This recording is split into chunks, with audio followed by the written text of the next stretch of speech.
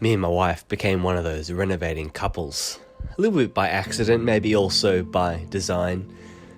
We purchased a 100-year-old terrace in Sydney, Australia, with a toilet all the way out the back. It needed a lot of work, a lot of care. And slowly over time, we formed a plan for it. We shaped it, we molded it. We made it after our image, our likeness, and we made it into a home. Now, I don't like change. I don't like discomfort. My experience of growing up was in one never-changing house, and yet I, in the midst of a renovation, found myself in a house constantly changing around me. Frustrated often and disappointed and never really feeling at rest. Yet one day the renovation changed for me. I was praying on one side of a wall about spiritual pride, as James talks about in his letter. On the other side, our builder was jackhammering, and I was frustrated and upset that I couldn't pray without his disruption.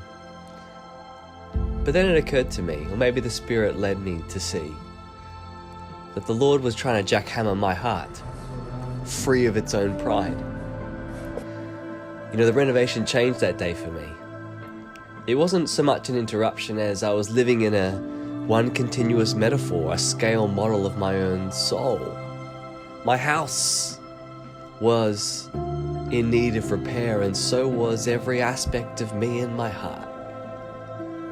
When we lifted up floorboards and found problems underneath, I prayed, "Oh Lord, search me and know me." When there were deep subterranean issues in our plumbing, I thought about what was happening in my own heart. It became a spiritual aid to consider what God was doing in and through me. So I wrote the book Renovated, and in my mind and my heart at the same time was God's work of renewing and transforming and remaking us. What if we thought about our life as a house, as a floor plan, as a building in disrepair that God was doing something wonderful in? What if our house and our life was not something we made in our image, but God was, in the power of His Spirit, making it into the image of His Son? What if my life is not about what I do and what I make of it, but what He is making of it? What if God is at work in every part of my house, chipping off tiles here and replacing bricks there, carefully, persistently, patiently, lovingly? What if He has a master plan? What if He is at work in ways I could not even imagine, making me into my own image of Jesus? I hope Renovated could help you too. It's helped me think about my own heart and soul.